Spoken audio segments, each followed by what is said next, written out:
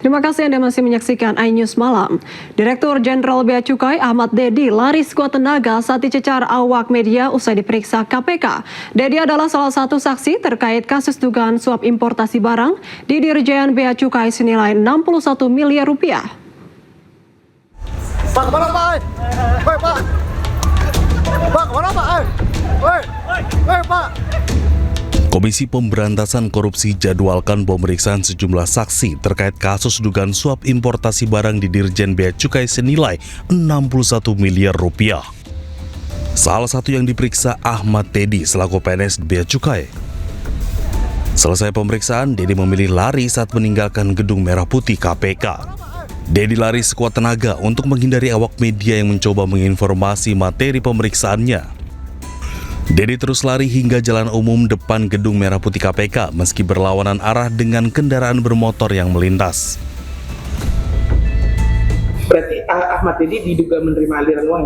Ada dugaan penerimaan yang dilakukan oleh yang bersangkutan dalam pengurusan bea atau importasi barang. Nah, ini masih akan terus didalami terkait dengan keterangan-keterangan itu, termasuk nanti dari keterangan yang muncul dalam persidangan. Itu juga nanti akan menjadi pengayaan oleh penyidik. Selain Dedi, KPK juga menjadwalkan pemanggilan terhadap 3 saksi lain dari unsur swasta. Ketiganya adalah Heri Setiono, Haritomi, dan Hana PRB. Dari Jakarta, Tim Liputan iNews melaporkan.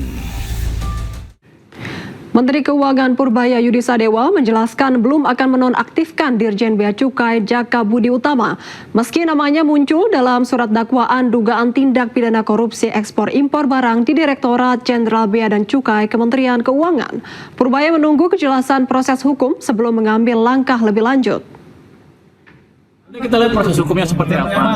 Pak, bakal diberhentikan sementara nggak Pak? Tidak sampai clear di sana seperti apa. Prosesnya kan baru mulai, namanya baru muncul, masa langsung berhenti. Kita lihat sampai clear sejelas-jelas seperti apa kasus itu baru kita akan ambil. Menteri Sosial Saifullah Yusuf mendatangi KPK terkait anggaran sepatu sekolah rakyat senilai Rp700.000 per siswa. Gus Ipul berdalih harga sepatu tersebut masih dalam tahap perencanaan dan akan berubah lebih rendah saat proses pembelian.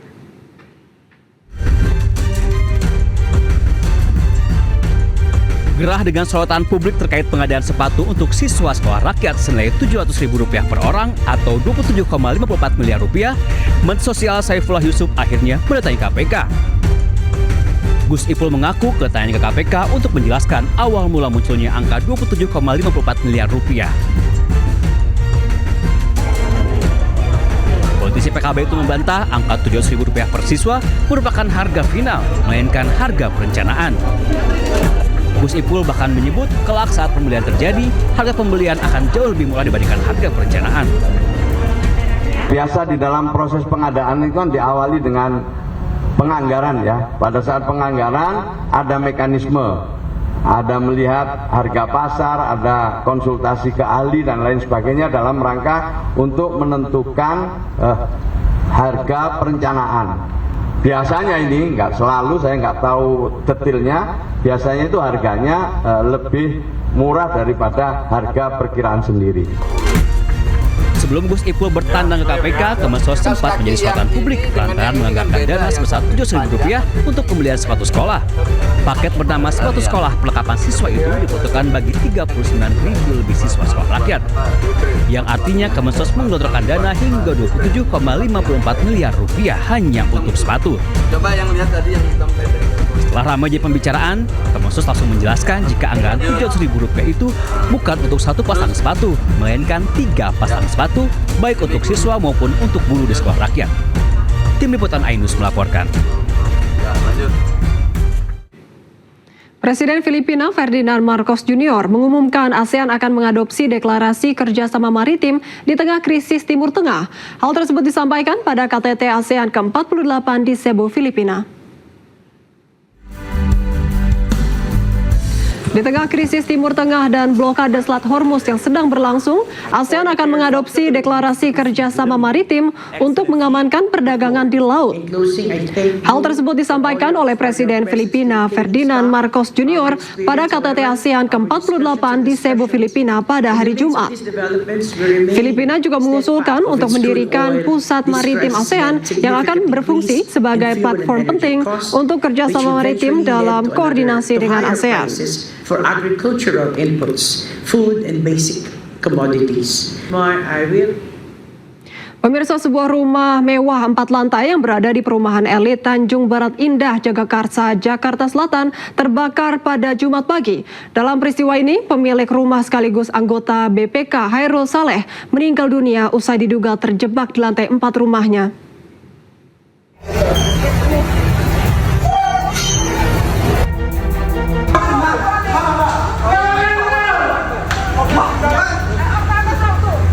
Kepulan asap pekat keluar dari celah-celah sebuah rumah mewah berlantai 4 yang berada di perumahan elit Tanjung Barat Indah, Jagakarsa, Jakarta Selatan pada Jumat pagi. Setelah berjibaku kurang lebih 1 jam, petugas damkar wilayah Jakarta Selatan akhirnya berhasil memadamkan api yang berada di lantai 4 rumah.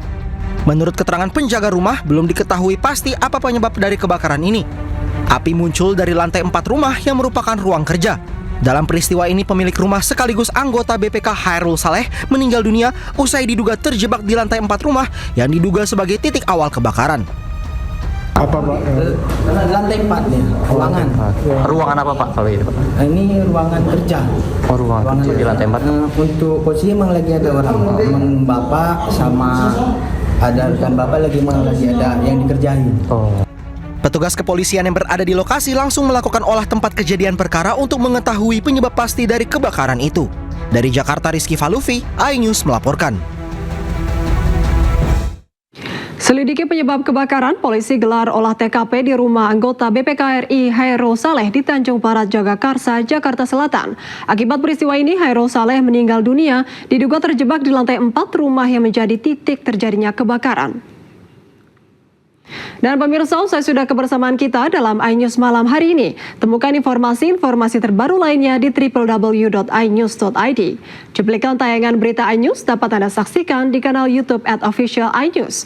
Mewakili kerabat kerja yang bertugas, saya Syifa Hanifah pamit undur diri. Terima kasih, selamat malam dan sampai jumpa.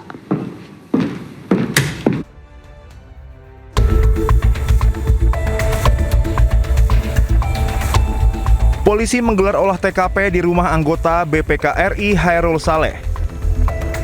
Proses olah TKP berlangsung tertutup.